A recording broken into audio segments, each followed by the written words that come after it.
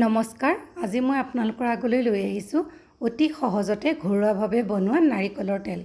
এই তেল বনাবৰ কাৰণে মই লৈ লৈছোঁ 2টা নাৰিকল আৰু নাৰিকল 2টা গুচাই লৈ মই সৰু সৰু টুকুৰা কৰি মিক্সি বাটিত অলপকৈ পানী দি ভালদৰে বটি ল'লোঁ। এতিয়া গোটেই নাৰিকলখিনিৰ পৰা গাখীৰ ভালদৰে উলিয়াই চেকি ল'লোঁ।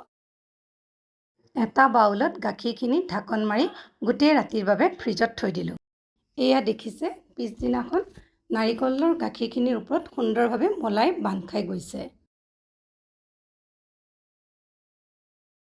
এতিয়া গোটেই মলাইখিনি ওপৰে ভালদৰে কাটি এটা বাউলত লৈ লৈছোঁ। এতিয়া গেছৰ জুই ল' ফ্লেমত দি তাতে কেৰাহী এখন পাতি দিলোঁ আৰু গোটেই মলাইখিনি বাউলৰ পৰা তাত ঢালি দিলোঁ। ঘিউ বনোৱাৰ দৰে পগাব লাগে, কিন্তু ইয়াক বৰ জুই ফ্লেমটো কমাই ল'ব লাগে, নহ'লে ই চিটিকি পৰি যায়।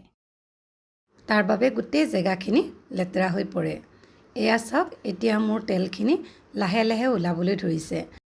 এতিয়া গোটেই মলাইখিনি ভালদৰে পগাই নাৰিকলৰ তেল সম্পূৰ্ণ ওলাই পৰাত মই এটা ষ্টীলৰ বাতি ল'লোঁ আৰু তাত চেকনিৰ সহায়ত চেকি ল'লোঁ।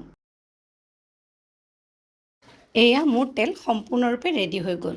যদিহে আপোনালোকে মোৰ ভিডিঅ'টো চাই ভাল পালে তেন্তে লাইক, শ্বেয়াৰ, ছাবস্ক্ৰাইব কৰি দিব।